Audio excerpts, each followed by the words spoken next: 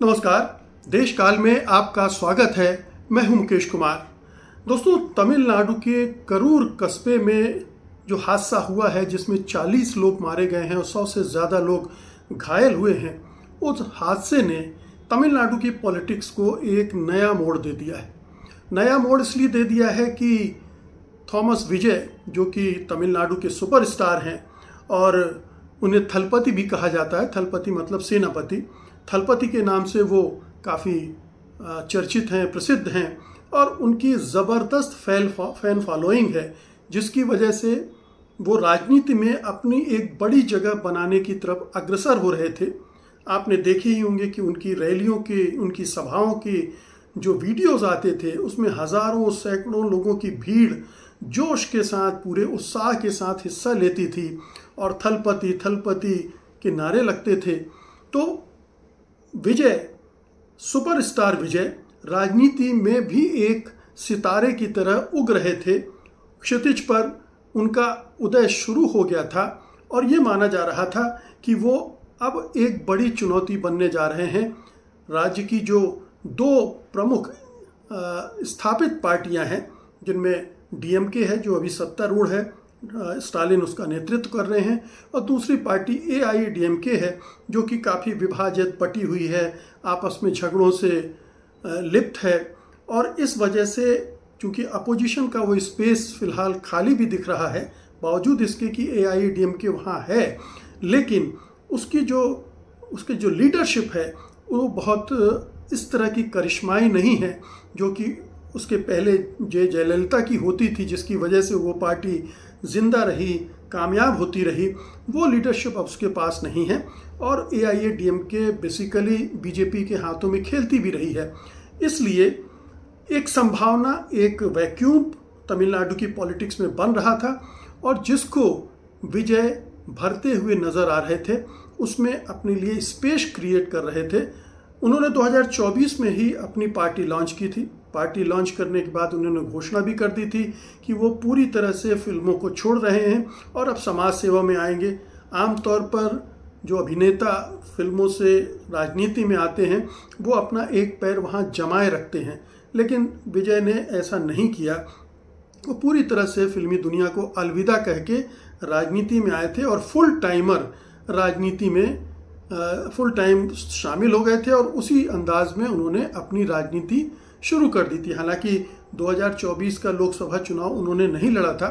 उन्होंने कहा था कि मैं राज्य की राजनीति तक अपने को सीमित रखना चाहता हूं और 2026 के जो विधानसभा चुनाव होंगे उसमें मैं अपनी ताकत आजमाऊंगा, उसमें मैं मैदान में उतरूंगा। तो उसी योजना के तहत वो ये रैलियां कर रहे थे। लेकिन ये जो रैली, करूर की रैली थी, जिसमें इतना बड़ा हादसा हो गया, उसने उनकी उस बढ़त को या उनके बढ़ते जनाधार को ज़रूर एक ब्रेक लगा दिया है। ब्रेक क्यों लगाया है इस पर हम अभी बात करेंगे, लेकिन अभी तक जो डेवलपमेंट हुए हैं उनमें ये साफ है कि एक कमेटी बना दी गई है, जांच कमेटी बना दी गई है रिटायर्ड जज हाई कोर्ट की जगदीशन के नेतृत्व में, जस्टिस जगदीशन के नेतृत्व में, और वो जांच कमेटी ने अपनी जांच शुरू भी कर दी है। जो विजय के जो सचिव हैं, सेक्रेटरी हैं, उनके खिलाफ एफआईआर भी दर्ज हो गई है और कई स्तरों पर ये कार्रवाई शुरू हो गई है। हालांकि जब स्टालिन से पूछा गया कि क्या विजय की गिरफ्तारी होगी तो वो इस सवाल को टाल गए। वो जानते हैं कि अगर विजय को गिरफ्तार करेंगे तो विजय हीरो बन जाएंगे, उनके प्रति लोगों में सिंपैथी पैदा हो जाएगी और ये राजनीतिक रूप से हाराकीरी होगी, आत्महत्या होगी, अपने पैरों पे कुल्हाड़ी मारना होगा। और ये इस तरह का एक काम चूंकि पहले जयललिता कर चुकी हैं, उन्होंने जिस तरह से के करुणानिधि के साथ बर्ताव किया था उसकी वजह से उनकी सत्ता चली गई थी और डीएमके वापस सत्ता में आई थी और फिर उनके साथ जो कुछ हुआ वो हम जानते ही हैं। तो ये जो स्थिति बनी है तमिलनाडु में, पॉलिटिकली एक बहुत ही उलझी हुई स्थिति है। लेकिन सबसे ज़्यादा उलझी हुई स्थिति विजय के लिए, उनकी पार्टी टीवीके के लिए है, क्योंकि ये जो पूरा आरोप लग रहा है उसमें बहुत सारी जो चीज़ें निकल कर आ रही हैं, उनसे खुद विजय कटघरे में खड़े हो रहे हैं। अव्वल तो ये कि जब ये हादसा हुआ, उन्हें पता था उनके सामने ये भगदड़ मची, लोग चीख रहे थे, पुकार रहे थे, सहायता की मांग कर रहे थे, लेकिन विजय उन्हें सेनापति की तरह वहाँ डटे रहने के बजाय, उनकी मदद करने के बजाय वो वहाँ से भाग निकले और सीधे जहाँ से फ्लाइट पकड़नी थी पकड़ के चेन्नई पहुँच गए, अपने महल में, अपने पैलेस में, और वो वहीं पर रहे। उन्होंने कोई एक्टिविटी नहीं की, उन्होंने किसी भी तरह से इन लोगों की मदद करने की पहल नहीं की, चुपचाप रहे। ये लोगों को बहुत चुभा है कि जिस नेता के लिए उनके जो प्रशंसक थे वो जान की बाजी लगाकर आ गए थे, वहाँ पर थे जिन्होंने जान गंवा दी, उस नेता ने उनकी तरफ मुड़कर देखा भी नहीं। बाद में ज़रूर उन्होंने मृतकों के परिजनों को एक मुआवजा राशि भी दी और जो घायल हुए हैं उनके लिए भी मुआवजा राशि की घोषणा की, और बहुत ही मार्मिक ढंग से उन्होंने दुख भी प्रकट किया। लेकिन मौके से इस तरह का भागना लोगों को बहुत चुभा है, बहुत अखरा है, क्योंकि वो तो थलपति को एक फिल्मी नायक के तौर पर देखते हैं जो उनको उबारने वाला है, जो उनको उद्धार करने वाला है, और वो जो फिल्मी छवि है वो उनके दिमागों में अंकित रही है और उसके आधार पर वो उनको पूजते भी हैं, मानते भी हैं, और उनके प्रति उनका जो अनुराग, प्रेम, भरोसा, जो भी कह लीजिए, वो बना हुआ है। वो छवि जो राजनीति में इस्तेमाल होती है, जो फिल्मों से बनती है, उसमें कहीं दरार आ गई है, उसमें कहीं संदेह पैदा हो गए हैं, उसमें कहीं अविश्वास पैदा हो गया है, क्वेश्चन मार्क लग गया है। तो ये एक बहुत बड़ी चूक, बहुत बड़ी गलती विजय से हो गई है ऐन विधानसभा चुनाव के पहले। ये एक उनकी राजनीति के लिए एक घातक कदम होगा। और भी चीज़ें हैं जो जिनसे पता चलता है कि विजय ने कितना गैर जिम्मेदाराना रवैया अख्तियार किया अपनी रैलियों को लेकर। देखिए, ये रैली की मंजूरी बड़ी मशक्क़त के बाद उन्हें मिली थी। तमिलनाडु की पुलिस नहीं चाहती थी कि बड़ी रैली वो करें, क्योंकि उनको संभालना मुश्किल हो जाएगा, और उसे विजय ने यूं रखा कि जैसे उन्हें राजनीतिक रूप से रोका जा रहा है, क्योंकि वो सियासत में हैं, विधानसभा चुनाव की तैयारी कर रहे हैं, रोड शो करते हैं, रैलियां करते हैं। तो जो सत्तारूढ़ दल है उस पर उन्होंने आरोप भी लगाया कि डीएमके उन्हें रोकने की कोशिश कर रही। वो कोर्ट भी चले गए और कोर्ट में ये फैसला हुआ कि उनको रैली के लिए जगह दी जाएगी, लेकिन बहुत सारे रेस्ट्रिक्शंस लगाए गए थे कि 10,000 से ज़्यादा लोग इकट्ठे नहीं होंगे। उनसे यहाँ तक कहा गया था कि आप पब्लिक को देखकर वेव नहीं करेंगे, क्योंकि जैसे ही आप वेव करेंगे वो उनका जो उन्माद है, जुनून है, और बढ़ता जाएगा और उसमें कुछ खेल हो सकता है। तो दरअसल हुआ भी यही। इस करूर पहुंचने के पहले वो एक और जगह पर थे जहां से लोगों ने उनको चेज करना शुरू किया। उनकी गाड़ी के शीशे बंद थे, काले शीशे, वो गाड़ी के अंदर थे। लोग उनकी एक झलक पाना चाहते थे, लेकिन न तो उनकी सूरत दिख रही थी, न वो हाथ हिला रहे थे। तो वो आगे बढ़े जा रहे थे और वो भीड़ भी वहाँ से उनके पीछे पीछे चली आ रही थी। और जब करूर में वो पहुँचे तो वो भीड़ भी आ गई, और यहाँ पहले से ही 10,000 के बजाय एक छोटी सी सकरी सी जगह में 30,000 से ज़्यादा लोग इकट्ठे हो गए। और वो 30,000 से ज़्यादा लोग इकट्ठा होना तो एक बात है, ये कहा गया था कि विजय वहाँ पर रैली करने 12 बजे आएंगे, और वहाँ 10 बजे से लोग इकट्ठे होने शुरू हो गए। और जो विजय हैं वो शाम को 7:40 पर, लगभग रात को 8 बजे वहाँ पहुँचे। अब ये पूरे दिन भर वो जो लोग वहाँ इकट्ठे थे, धूप में, प्यास में, भूखे प्यासे, वो बहुत बेचैन हो गए। और उनमें से कुछ को चक्कर आने लगे, कोई बीमार पड़ने लगे, ये सब चीज़ें वहाँ होने लगी। और जैसे ही वो आए तो फिर और धक्का धक्का मच गई। कहा जाता है कि वहाँ एक पेड़ था जिस पर 10-12 लोग लटके हुए थे और वो पेड़ ही टूट पड़ा, और जहाँ वो टूट पड़ा, जिन पर गिरा वो और वो लोग गिरे, वहाँ बहुत सारे लोग दब गए, जिसमें महिलाएं और बच्चे भी थी। और इस तरह से ये बड़ा हादसा हुआ जिसमें 40 लोगों की मौत हो गई। तो ये 3-4 चीज़ें ऐसी हुई हैं जिन्होंने विजय को बहुत गहरा नुकसान पहुंचाया होगा, क्योंकि एक तो जांच होगी, जांच के बाद ही पता चलेगा कि क्या होगा। शायद ये भी हो सकता है कि तमिलनाडु की अदालत या हाई कोर्ट इस पर सुओ मोटो कोई एक्शन ले। विजय की गिरफ्तारी भी हो सकती है। अगर राजनीतिक तौर पर गिरफ्तारी की गई तो विजय को उसका फायदा मिलेगा, लेकिन अगर कोर्ट के आदेश पर गिरफ्तारी होती है तो उसका दूसरा मतलब होगा कि उनको क्राइम के तहत गिरफ्तार किया जा रहा है, कोर्ट के जरिए गिरफ्तार किया जा रहा है। इसमें जो तमिलनाडु की सरकार की कोई भूमिका नहीं है, और ये विजय के खिलाफ जा सकता है चुनाव के ठीक पहले।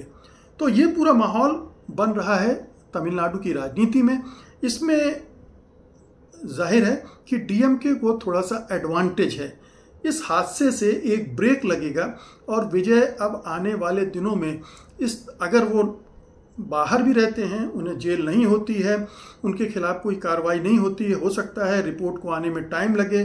कब तक रिपोर्ट आएगी, वो रिपोर्ट क्या कहती है, किस किस तरह से रैली को जो परमिशन मिली थी उन परमिशन का उल्लंघन हुआ है, कौन कौन सी चीज़ों का पालन नहीं हुआ है। अगर वो सारी चीज़ें हुई और विजय के सेक्रेटरी को जेल होती है, विजय को कुछ होता है, तो उस सूरत में विजय का पूरा चुनावी अभियान भी थम जाएगा, और जो पब्लिक है वो भी अब उनके पास आने से कतराएगी। इस हादसे के बाद जाहिर है कि उस तरह से भीड़ इकट्ठी होनी बंद हो जाएगी, और ये उनके लिए निगेटिवली काम कर सकता है। ये उनकी, कहते हैं ना कि स्टार्ट होने से पहले ही गाड़ी बंद हो गई, कुछ इस तरह की स्थिति विजय और उनकी पार्टी टीवीके के लिए हो सकती है। हम सब जानते हैं कि विजय तमिलनाडु के सुपरस्टार हैं, उनकी बहुत बहुत बहुत बड़ी फैन फॉलोइंग है। वो बचपन से फिल्में कर रहे हैं, उनकी बहुत सारी हिट फिल्में हैं। वो एक ऐसे अभिनेता हैं पूरे हिंदुस्तान के जो एक फिल्म के 200 करोड़ रुपए चार्ज करते हैं और वो उनको मिलते हैं। तो ये उनकी अपनी शख्सियत है, उनका अपना अभिनय है, कलाकारी है, अदाकारी है, जो भी कहिए, वो एक अलग चीज़ है। लेकिन ये राजनीति का खेल एक दूसरा खेल है। राजनीति में एक गलती आपको पीछे धकेल सकती है और कई बार आपका पूरा करियर ही चौपट कर सकती है। क्या ये घटना थलपति विजय के लिए उस तरह की घटना बनेगी, ये एक अलग क्वेश्चन है। इस पर हम आगे वाले दिनों में देखेंगे, जिस तरह के डेवलपमेंट होते हैं उस पर बात करेंगे। लेकिन जो राजनीति है उस पर भी थोड़ी बात करनी ज़रूरी है। जो विजय जिस एजेंडे के तहत राजनीति कर रहे हैं, जो उन्होंने अपना एजेंडा सामने रखा है, उन्होंने कहा है कि वो सांप्रदायिकता के घनघोर खिलाफ हैं। उन्होंने कहा है कि वो तमिल राष्ट्रवाद के पक्ष में हैं और सोशल जस्टिस के पक्ष में हैं। यानी कुल मिलाकर उनकी आइडियोलॉजी, वो पेरियार के भी समर्थक हैं माइनस नास्तिकता, उन्होंने ये भी कहा है। तो उनकी आइडियोलॉजी कमोबेश डीएमके और एआईएडीएमके वाली है, यानी उसी केक में वो हिस्सेदारी करना चाहते हैं जो डीएमके एआईएडीएमके का है। इसके अलावा जो बाहर दूसरे पार्टियों का जनाधार है उस पर उनकी नज़र नहीं है। वो जानते हैं कि तमिलनाडु की पॉलिटिक्स इन्हीं दोनों का मिक्सचर है, यानी तमिल राष्ट्रवाद, तमिल की पहचान, तमिल संस्कृति, तमिल भाषा, तमिल का विकास तमिलनाडु का, और तमिलनाडु की राष्ट्रीय राजनीति में उपस्थिति और दबदबा, ये उसका पूरा वो है। और सोशल जस्टिस है, जिसमें पिछड़े जातियों का वर्चस्व है, जो कि अन्नादुरई के समय शुरू हुआ था, बल्कि पेरियार मूवमेंट के समय ही शुरू हो गया था और धीरे धीरे पूरी राजनीति में स्थापित हो गया है। अब ऊंची जाति के जो पार्टी नुमाइंदगी करती है उनके लिए कोई बहुत स्पेस रह नहीं गया है। तो उत्तर प्रदेश और बिहार के मुकाबले, जहां पर उत्तर प्रदेश और बिहार में फिर भी बीजेपी के लिए अभी स्पेस है, बीजेपी अपने लिए गुंजाइश बनी हुई है बल्कि कहना चाहिए, और अच्छी खासी बनी हुई है। लेकिन तमिलनाडु की राजनीति में उस तरह की राजनीति की गुंजाइश नहीं बची है। तो विजय उस स्पेस के लिए स्ट्रगल कर रहे हैं, जो कि बहुत मुश्किल काम होगा, क्योंकि उसी में से वो परिवारवाद पर हमला कर रहे हैं। स्टालिन चूंकि करुणानिधि के बेटे हैं, तो परिवारवाद का आरोप उन पर लगता है, लग सकता है, लगेगा ही, और उसका इस्तेमाल भी कर रहे हैं। लेकिन क्या इस सब से वो अचीव कर सकते हैं क्या? उनके सामने दरअसल वो जानते हैं कि ये चुनाव वो मुख्य विपक्षी दल अगर बन जाएं तो ये उनकी बड़ी उपलब्धि है, यानी AIADMK को रिप्लेस कर दें या उसको इतना कमज़ोर कर दें कि ये अगले चुनाव तक वो एक बड़ी पार्टी और बड़े नेता के तौर पर उभर सकें। तो ये पहला चुनाव है, पहले चुनाव में पूरी हवा बदल जाएगी ये कहना मुश्किल है, और ख़ास तौर पर इस हादसे के बाद जो बड़ा झटका उनके अभियान को लगा है, चुनाव अभियान को लगा है, उससे उभरने में भी वक्त लगेगा। लोगों का परसेप्शन किस तरह से बनता है इस हादसे के बाद, किस तरह से विजय बिहेव करते हैं, इस पर डिपेंड करेगा। किस तरह से कोर्ट और जांच जो इंक्वायरी हो रही है उसका रिजल्ट क्या आता है, उस सब से डिपेंड करेगा। लेकिन फिलहाल ये मानना चाहिए कि विजय की राजनीति को बड़ा झटका लगा है, और ये जो तमिल पार्टियां हैं उनके लिए एक अच्छी बात ये हुई है। अच्छी बात तो हादसे में नहीं ढूंढनी चाहिए, लेकिन राजनीति में कोई भी घटना होती है तो वो किसी को एडवांटेज देती है, किसी को डिसएडवांटेज होती है। तो दोनों जो द्रविड़ पार्टियां हैं, उन द्रविड़ पार्टियों को एक तीसरी शक्ति के उदय से जो खतरा दिख रहा था वो फिलहाल कम होता नजर आ रहा है, लेकिन ख़त्म नहीं हुआ है। विजय का खतरा खत्म नहीं हुआ है।